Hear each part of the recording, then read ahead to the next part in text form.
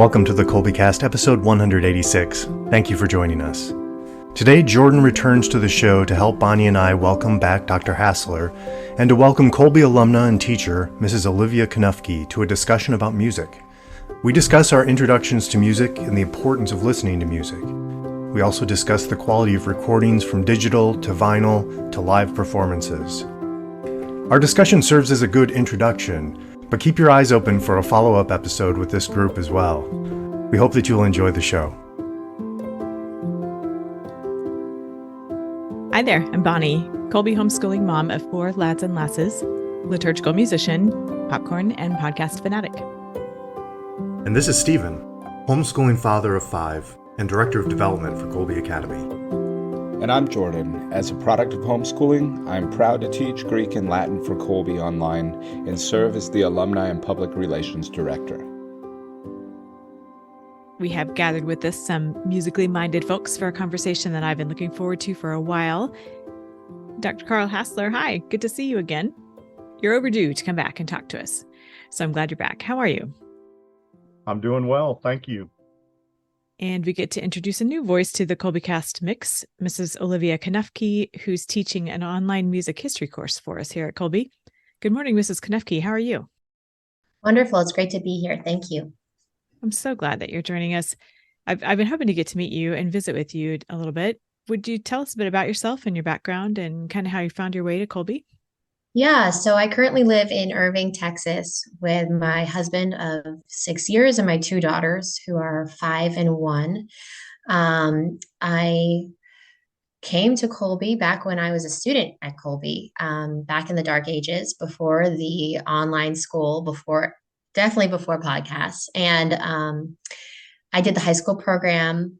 It was a really great program. I really enjoyed it. I felt it prepared me really well for college. I went to Thomas Aquinas College in Southern California to get my undergrad, and then Dominican University in Northern California to get my master's. I'm a cellist by trade, and I'm really happy to be back at Kolbe on the other end. It's really wonderful to see how hard the teachers work, and it feels like a really full circle moment to be back here teaching now the music history course. I don't think I knew that you were a Kolbe alumna. Well, now that I think about it, someone may have told me that, but it didn't register. Would you say a bit more about your musical background, your training as a cellist, that sort of stuff? Yeah, I started playing cello when I was around 5. I listened to a recording of the Bach cello suites by Yo-Yo Ma, and I turned to my mom and dad and asked what instrument that was. And then I got really interested in trying it out. I started on a very tiny little cello, started playing cello, and it kind of went from there. I grew up in New York City and I went to a music school there. And then when it came to when I was 13, I joined kind of a more pre-professional music program at the music school. It's like a scholarship program that once you got in, you got orchestra, chamber, theory, your private instrument. So it was a real commitment for students who are very serious about music. So I did that in high school, end of middle school and high school. And then going to TAC, it's a liberal arts college, but we do take a music course as it's a very important part of the liberal arts education. And there also are a lot of very serious musicians who go there. So there is an orchestra, there are performance opportunities. I was in a couple ensembles.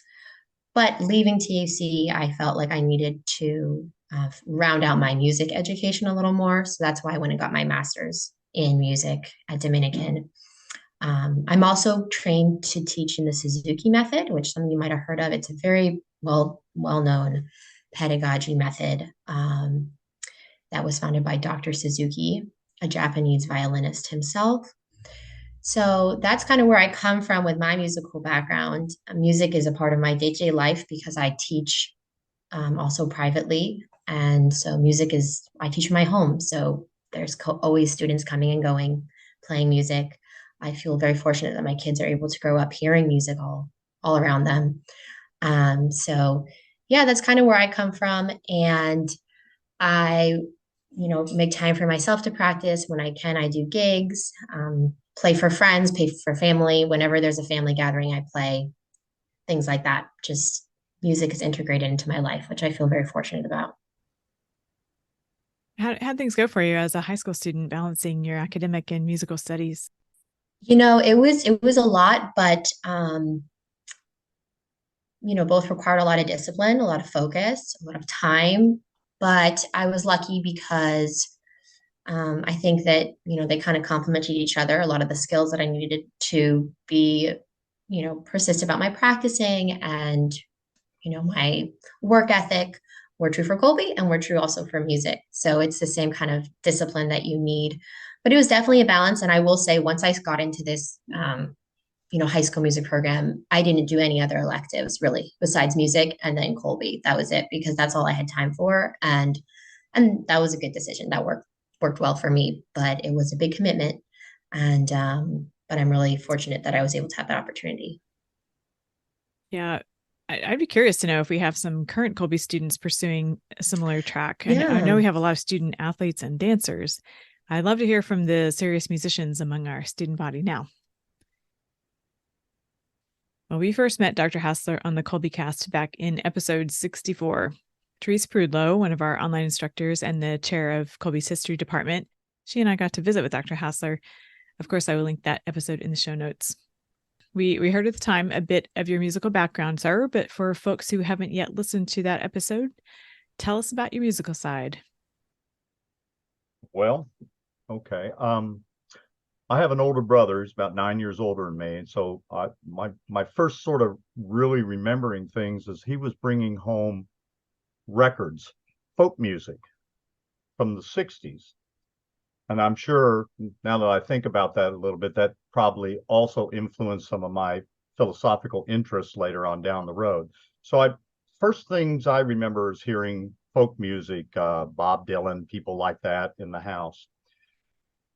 As I got into middle school, I picked up the trombone and was in the band.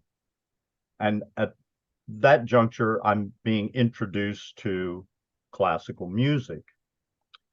I was very fortunate in the school district that I was in that we were in a very, very fine music program. I'm not sure it's still quite that caliber, but it was a very excellent music program. And so in my band playing days, had opportunities to play orchestral works by Wagner, Bartok. My senior year, we played a specially transcribed piece by Stravinsky, The Rite of Spring. If you know that piece, it's incredibly challenging, incredibly difficult. And we played that as our competition piece, and we did well. We did very well. So I had all that influence going on there. I also played in the jazz band in high school too. So I was starting to learn a little bit about jazz. So I decided I would go to North Texas State University, which is now the University of North Texas, which had, I think at the time it was the second largest public music school in the country. So it was a place where there were all kinds of really good musicians. So my first couple of years there, I was obviously immersed in the music program. I was playing in the wind ensemble. I was playing in some of the jazz bands. I even did 1 year of marching band, which was a mistake, but okay. You learn by making mistakes. I never did that again. And it was very competitive. And I guess along the way, I made the critical, perhaps fatal mistake of starting to read books and reading philosophical works. And I had taken a philosophy class and I was completely blown away. I didn't understand anything. And I was so intrigued by the fact that I didn't understand anything that I wanted to keep taking more philosophy. And I began to realize that probably my desire for what I wanted to do in music wasn't going to materialize. I didn't really want to end up being a band director in some little small West Texas town somewhere where, the quality of musicianship wouldn't be anything like I had experienced. And I was reading books and getting interested in ideas. And, we talked about being stricken by ideas. That was happening to me at that point. So I changed my major. But about this time, strange as it may seem, I started working in a record store. And you guys probably all remember what records look like. Okay. This would have been mid-70s.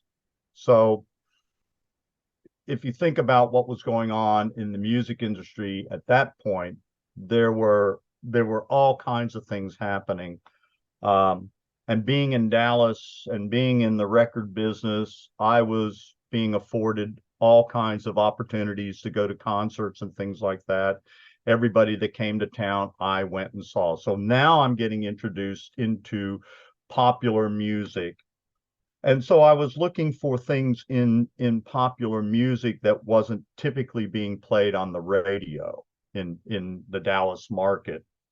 So I was listening to more jazz and blues and what we were calling progressive rock. And what interested me about progressive rock was what I could tell is that a lot of these guys who were in that genre were guys who, and gals too, who had a strong classical influence in their music education.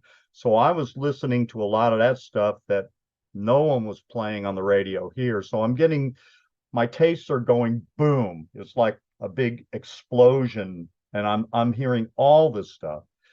And of course, being in the record industry, I was able to find all kinds of things. So, Bartok cello suites and Bach and all this stuff. I was finding all this stuff that you couldn't just walk in and purchase, plus all this other stuff. At that point, I go to grad school, and it's all downhill from there. It's all philosophy, master's degree, PhD, gypsy teaching for several years, full-time job at a community college. And other than that, music's always been something that I have to have on. I don't listen to the radio in the car. I now have a little flash drive with everything in my music collection on the flash drive, because I can put everything on a 250 megabyte or 250 gig, I guess, or whatever it is. I don't know these things. Everything in my music collection. So I have everything at my fingertips in the car as well as on my computer. So I just listen to music. And what I don't know about music, I fake it. And other than that, that's where I am at this moment. Your students sure have benefited from this musical dimension of you. You're known to give recommendations. What's it take to get on Dr. Hasler's recommended list? Well, a lot of times it's just music that just hits me and I go, that's just beautiful music. It's just something, or the musicianship just strikes me as just, these guys are really good, and it's almost always it's something that most people wouldn't even know about. So I whenever I finally do post something, it's always something that either I've been listening to it for 50 years. I hate to make that admission, but okay, at least 50 years or more, or it's something that I've come across that is just, this is really beautiful music. And like to expose people to something more than what they might be hearing in their local markets right now, which oftentimes strikes me as barely can be called music. So maybe a little of my musical arrogance coming through, or my musical taste coming through, or something like that. But yeah, so it's usually just something that either I've known about for a long time, or something I just happened upon, or both. And when I feel like it, I pop it up there for others to listen to, see what kind of response I get. Usually the response is fairly positive. I'm sure glad you do.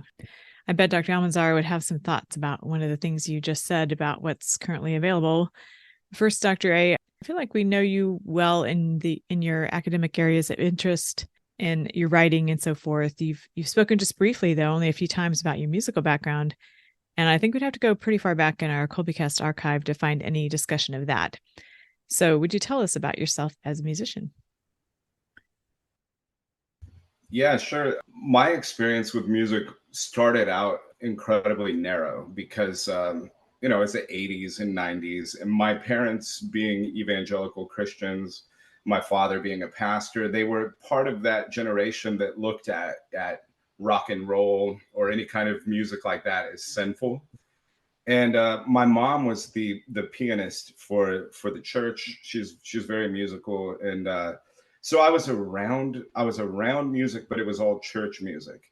And I guess I was a pretty good singer. So even from the time I was a little kid, these evangelical churches, they have special music where they'll have a singer on Sundays and stuff. And so I did that like multiple times every year.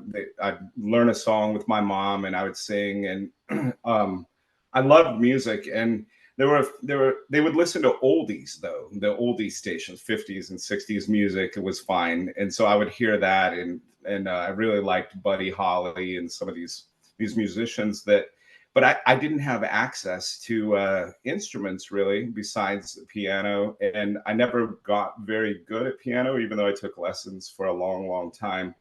And I still remember I was probably 12 years old or so the first time I heard an acoustic guitar up close. I'd never heard one live. And I felt it inside. It was like this beautiful, beautiful feeling that I remember in my chest with somebody who was playing it, just a visitor at our house. We didn't have guitars in church or drums or anything because all of that was sinful. It was only piano was the only acceptable instrument. And somehow I got this beat up guitar eventually, and I was about 15 or 16. I was 15 when I got it, and I immediately started writing music, and I started sort of rebelling in that I was listening to stations my parents didn't want me to. And I mean, there was just this short time of, from about 15 to 18 where it all switched. I'm all of a sudden getting Green Day and Weezer CDs and listening to them quietly with my parents not knowing that I was listening to it. And I started imitating their music and learning how to write it myself. And by the time I was 18, I had written quite a few songs. I immediately started writing music, and I was fascinated with music, and just kind of, like those styles of bands is what I was imitating, like 90s alternative stuff.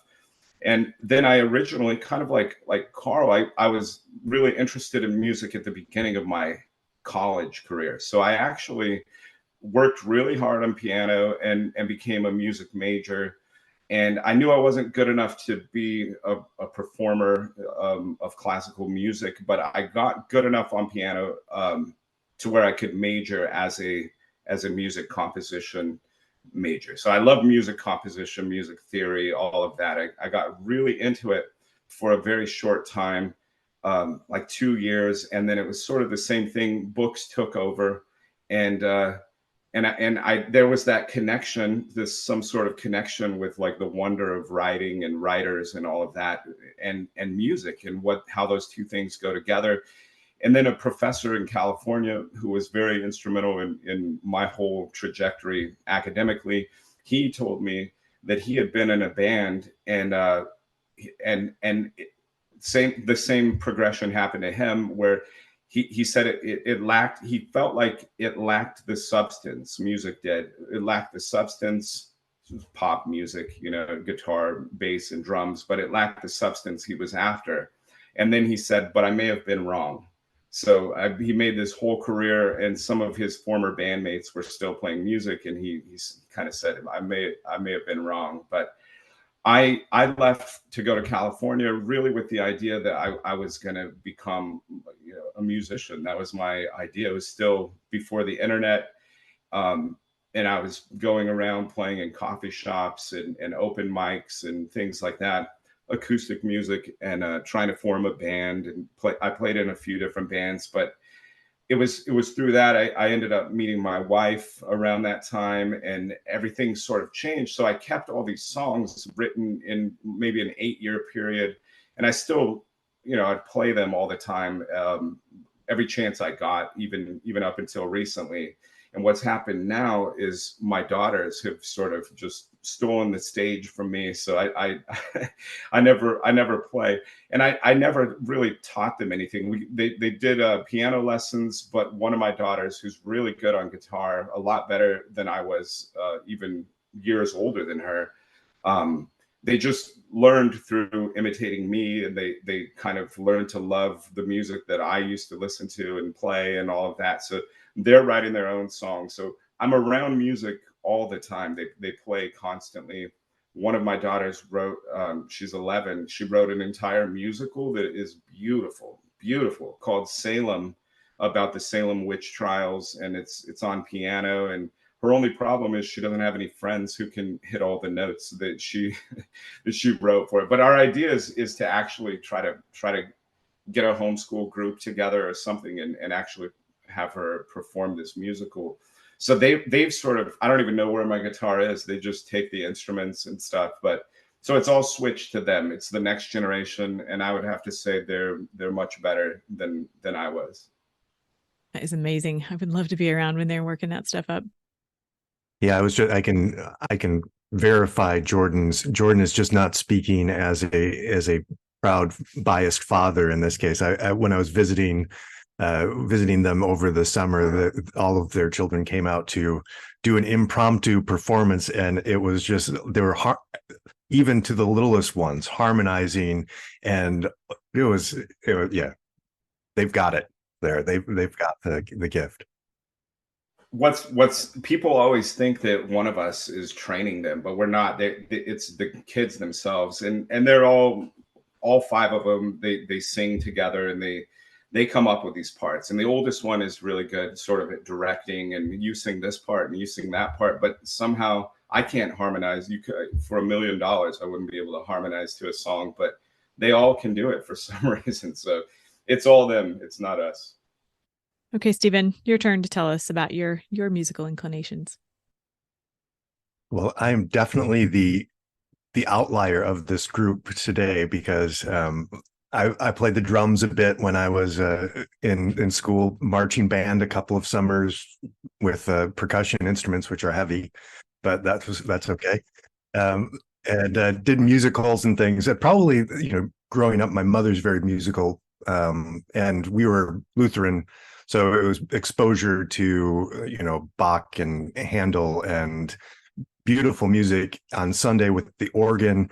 And then my mother and some of my relatives just naturally did 4-part harmony. So I never developed the discipline to be able to sing harmony, but they would just, without, like Jordan's family, I just did not experienced that before. So there was an exposure to music, and then performing in musicals and things in high school. And I decided I should take a couple classes, because at that point I was going to be a Protestant minister, and that was my intention. And in our church, at least, you needed to be able to sing if you're going to be an effective Protestant minister. So I figured I better hone my vocals a little bit. But for me, listening has become, so I'm not a performer. My vocals are not great, and my I don't play the drums anymore, and so there's not a lot of practice going on. But listening has become a really important part.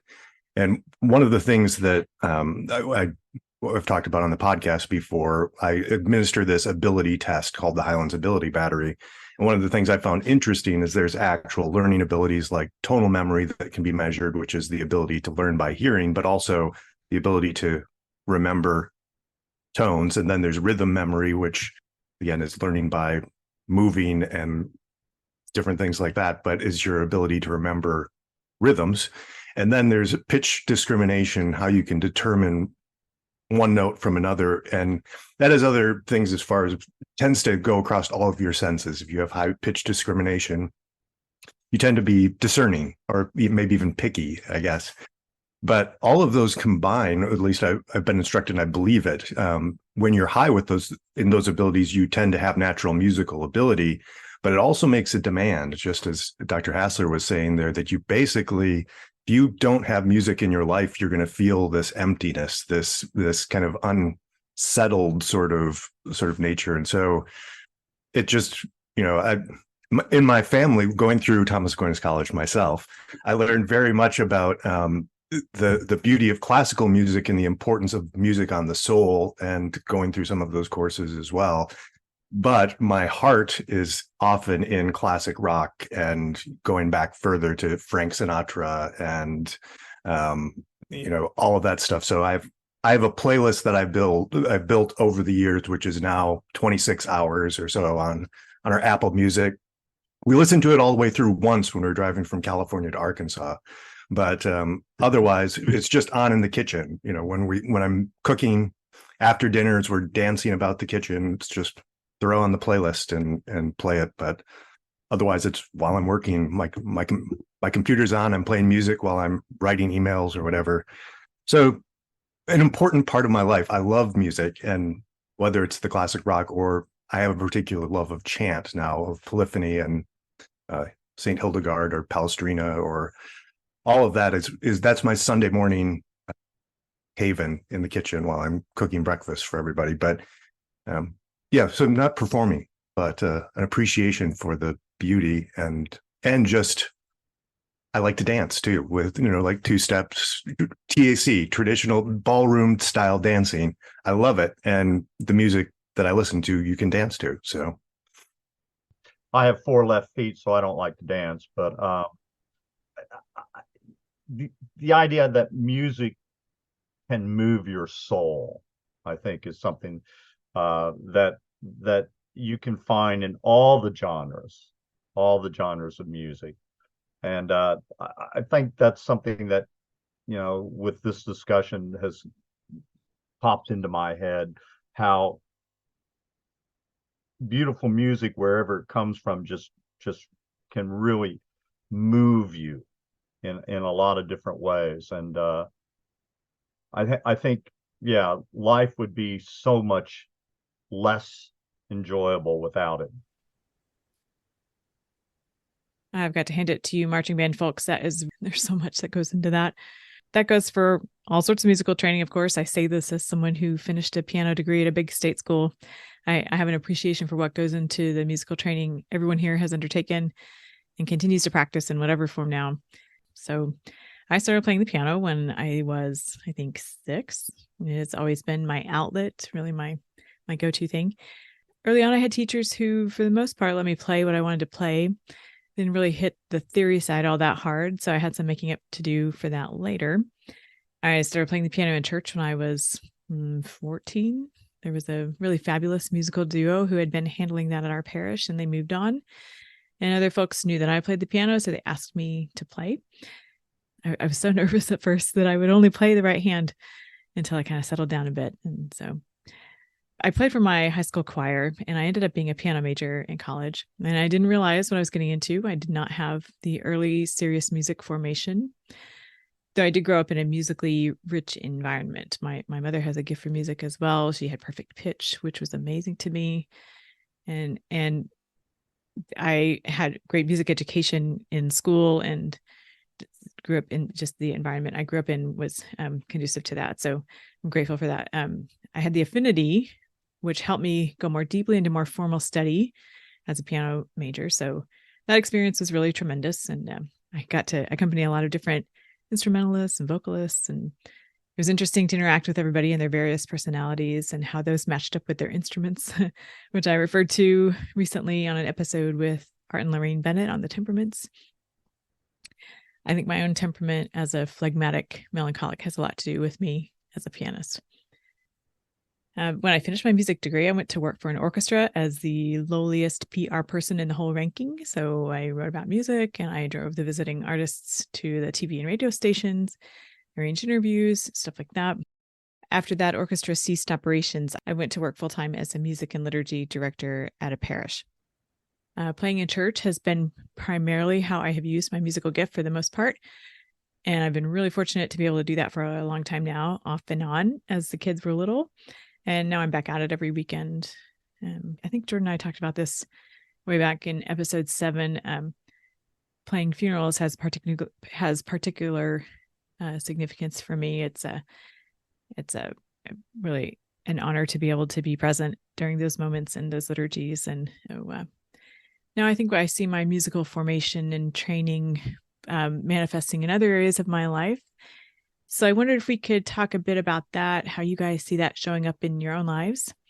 There are some things that have come up that I want to come back to, but first let's hear how you see your musicianship impacting other areas of your life.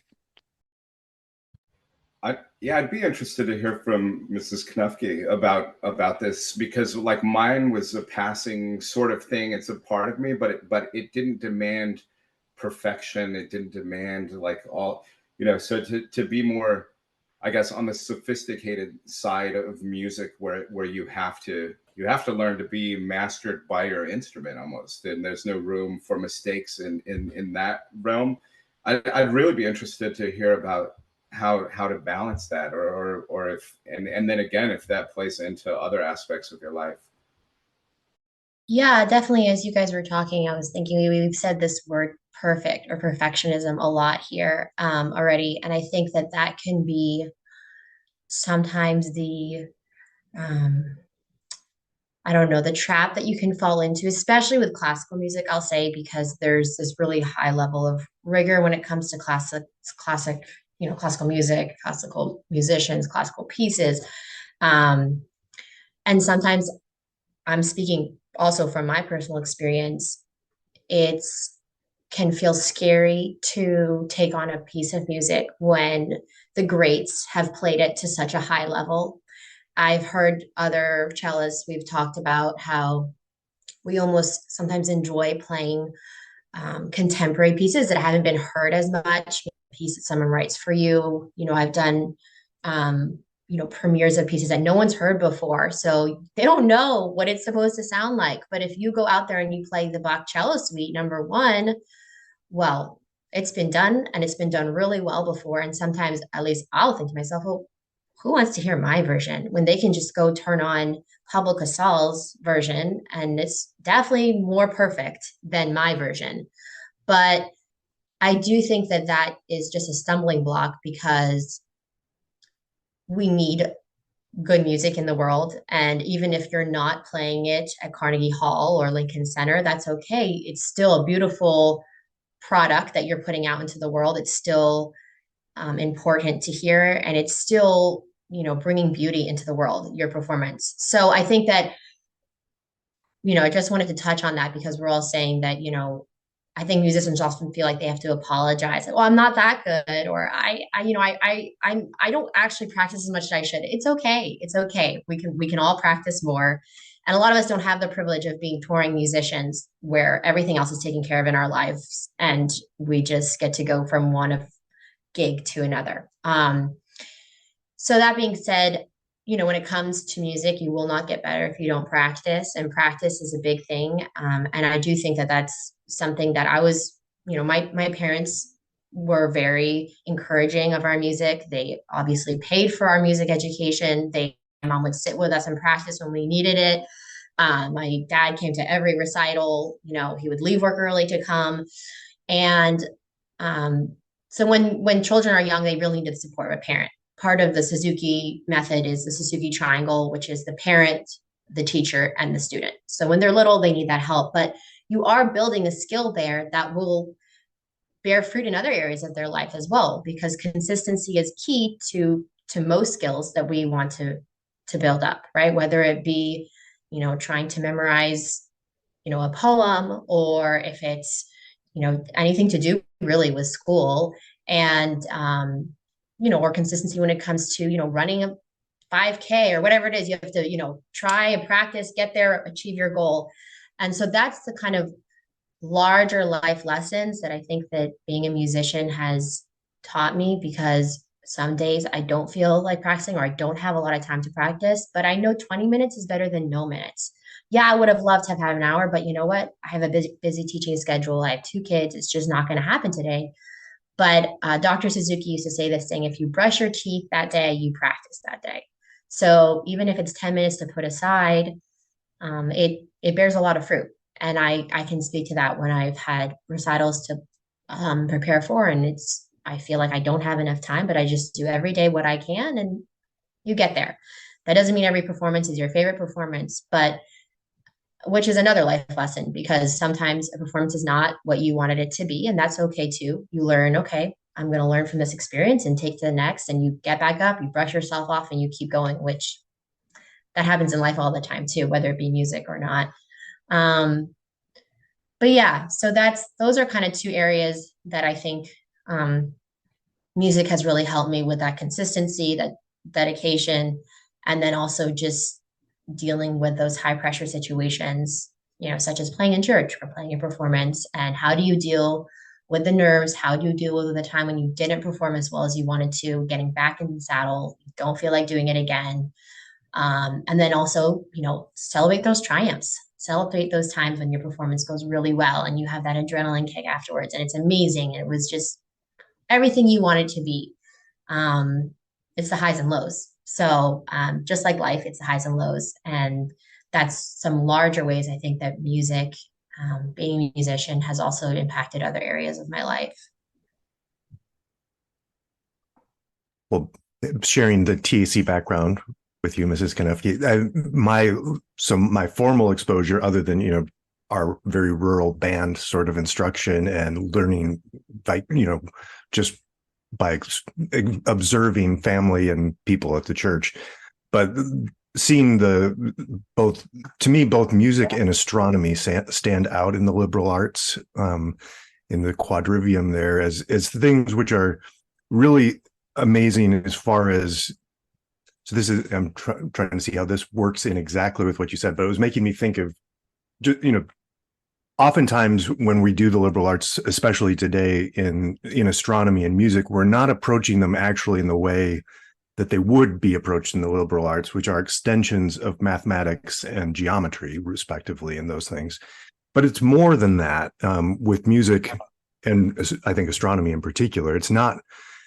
Is what's the object of the study is so beautiful and so moving. I mean, to me, when I think about this as, inspiring you to come to know, inspiring you about knowledge, why maybe you're led to books after you've fallen in love with music, is you see that there's something so moving and so beautiful, and yet it's comprehensible in a way too. I mean, it can be measured through something if you want to do the study of ratios in music, or if you want to use geometry, but the object is so beautiful, and then the fact that something so beautiful can be grasped by us, and then I guess for you performers, reproduced and created, is just something that I think leads you to a love of learning, a love of the truth, a love of beauty, of course. So I think it's, even if you don't do it in the traditional way that maybe all of the liberal arts people would have prescribed, the subject itself is just worth considering and thinking about and enjoying. Absolutely. And sometimes, people will often say, oh, we need to have music in schools because kids score 20% higher in English if they study music, or 22% higher in math if they study music. Okay, well, that's great. I mean, that's wonderful. I love that there's that crossover, but I always make the point of, yeah, but you also just study music for music's sake, because music is wonderful and it deserves to be studied. And I think that, everybody who has the opportunity to have music as a part of their life, whether it be listening, playing, a combination, teaching, and whether that be, you're part of a local country band or you're, singing opera, I don't think anyone ever says, man, I really wish I hadn't spent all that time, down at those open mics nights. Like, that was a waste of time. Everyone thinks that was such a great time. I'm so happy I did that. I wish I could do more. I think that for everybody, having music as a part of their life is a positive. And yeah, whether you study it traditionally or not, or you pick it up just at home, I always encourage people to go for it. I have a couple adult students who started cello much later, and they'll go, "Is it worth it?" Of course, it's worth it. It's absolutely worth it. Are you enjoying it? Are you making beautiful music? Then it's worth it. Go for it, and I'm here to support you all the way. So many things have run through my mind through this discussion. I'm reminded of a criticism of Chesterton, where he talks about how we hire professionals to do our fighting for us, professionals to do our governing for us, professionals to do our entertaining for us, and the fact that so many kids are not given the opportunity to really be exposed to music and to playing instruments. And then I think about what I was thinking about back in the 70s when I was working in the record store, and I was still somewhat involved in my music education at the time, and thinking, people come in, they buy these records, and they listen to the same song over and over and over and over and over again. They never hear any variation in it. It's always the same sort of song. And what I always found very interesting at that point was listening to live albums and going to live concerts, where you would hear a mistake every once in a while, or you would hear it being done differently, and how interesting that was. And somehow people don't understand that part of music. And then another thing that crossed my mind, and now I'll throw a little philosophy at you. Plato in the Republic talks about music. And not only does music involve what is said, so to speak, but how it is said. And music is about how it is said. And so I've always thought in teaching that my speech, and all speech, is music. So how I say things, the rhythm of it, the tonality of it, the harmonic of it, is also important for students to hear. And one of the things that I've often talked about in my classes is that, you ever had those classes where the teacher, it just didn't work for you? It just didn't work. It was the music. The music didn't capture you.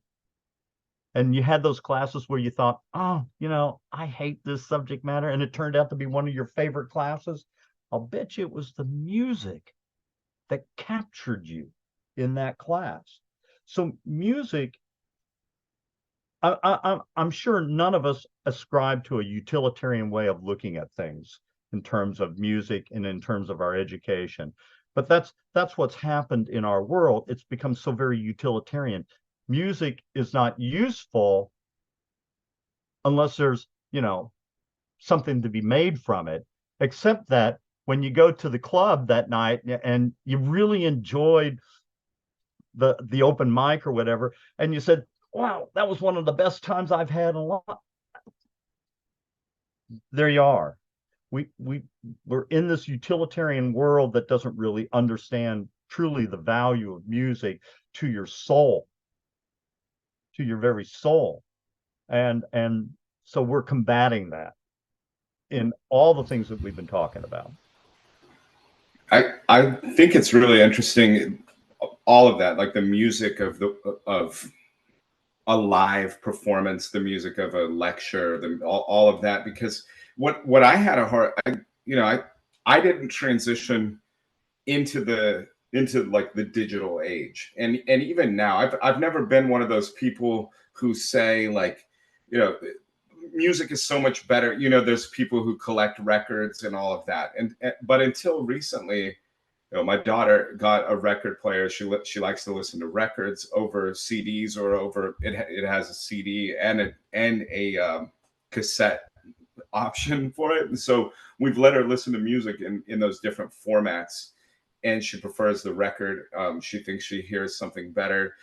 But that whole idea of of smashing everything down, and there is no variation. The song is locked in to that one thing. I did the same thing, Dr. Hasler, like where I would want to catch a live version, or going to a concert and hearing what was like gaining in reduction. Sometimes like there would be a mistake, but you're like, whoa, that was actually pretty awesome. Like I've never heard it that way or something. But that bringing everything down to make it into like one digital file or whatever, I never had a good recording experience ever, because it was always done on like GarageBand or Pro Tools, the digital tools, and I felt like I can't hear it when it's I can't make it sound right to me. It was a different, I don't know. I don't think I'm that old, but I think I was too old to do it. I wanted to record, I guess, like the way you would record in the 60s, not in the way you record in 2001. So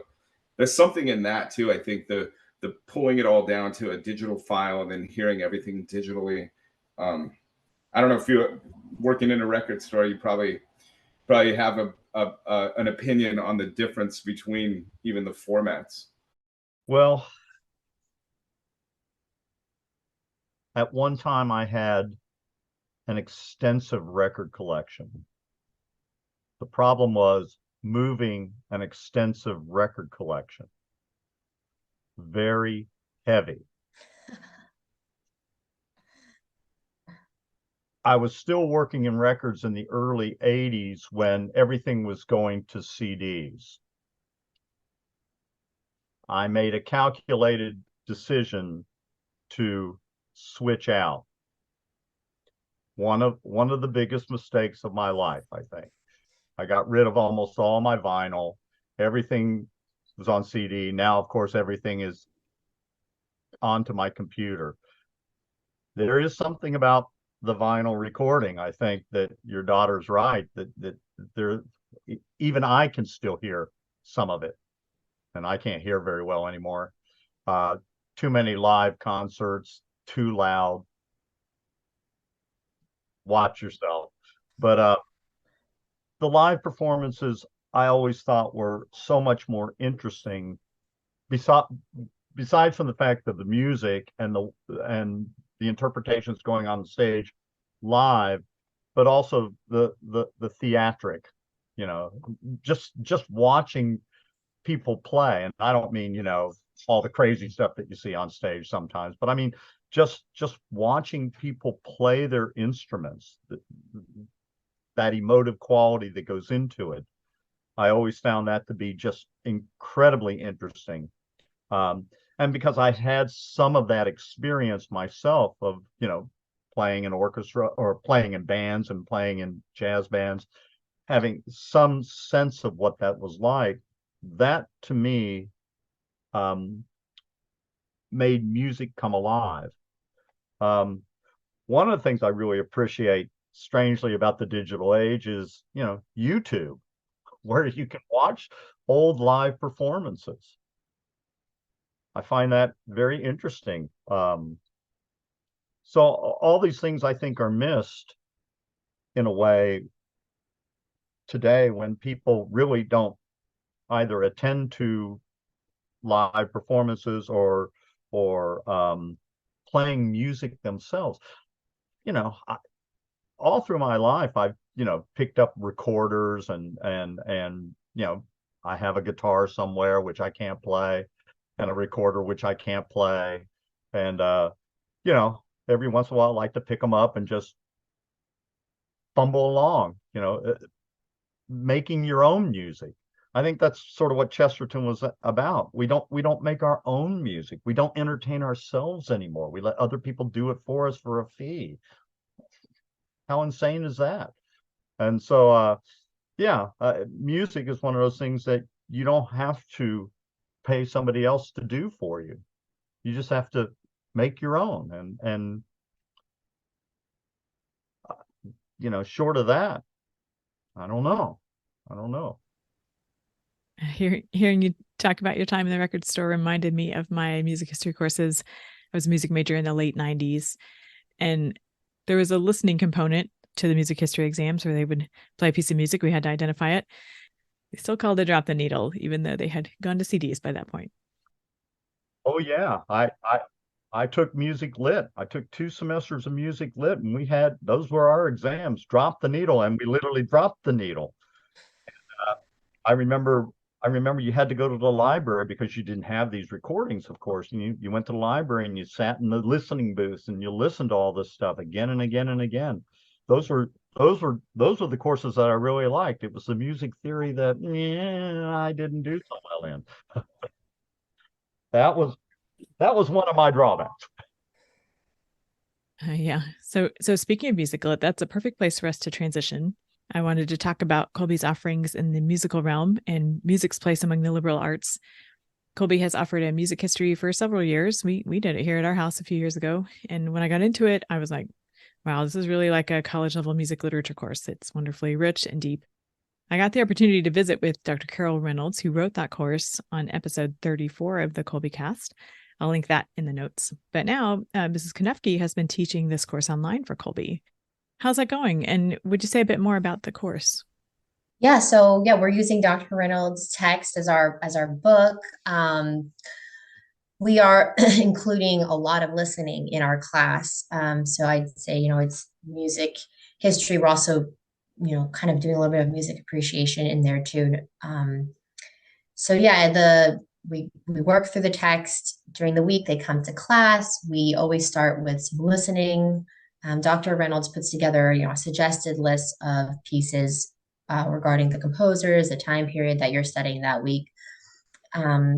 So my job, I feel like, has just been to bring it to the online format, to bring it to life for the students. And we've been really enjoying it. I mean, I've been really enjoying it. I love talking about this stuff. I'm learning a lot alongside the students. And so we do listening. We start with some listening. We work through our text. We've been building a timelines. The students have been building timelines as they go to kind of understand the arc of music history.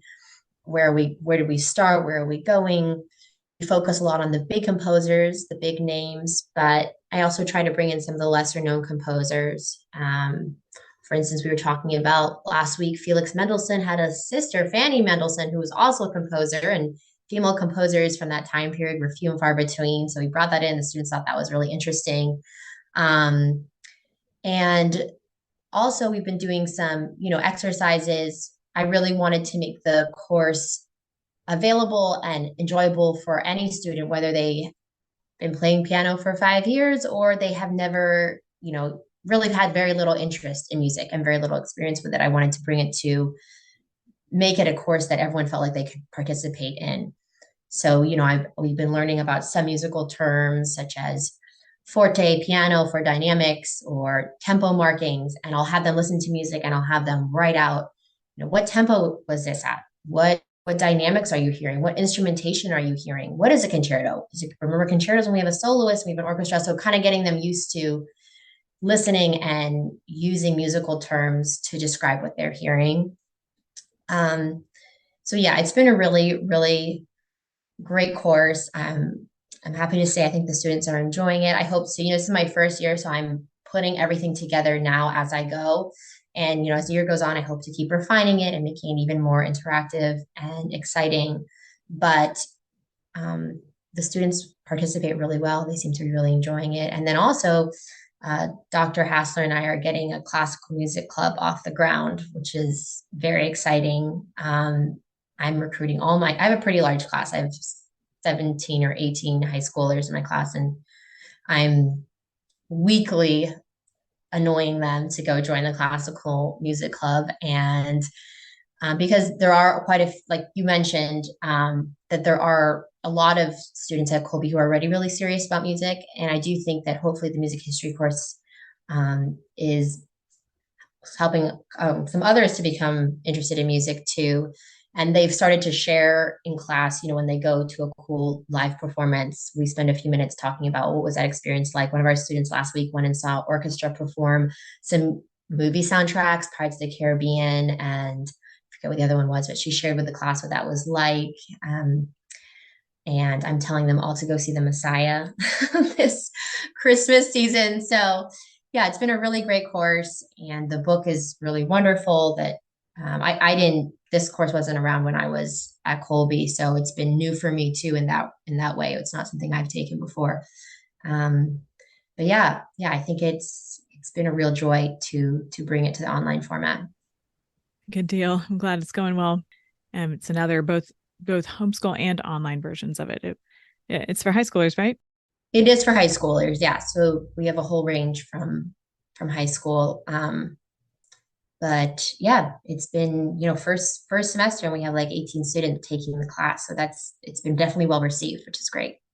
So one semester course, once a week class. And I definitely, it's an elective. It's not maybe as heavy as some of your other courses, but a lot of listening, a lot of responding, a lot of thinking about, the different music eras and what define the different music eras. We're in the Romantic era right now, and we're seeing all the rules of the Baroque era go out the window. We've been talking about, what do we think about that? Is this a good thing? Is this a bad thing? So it's been very interesting.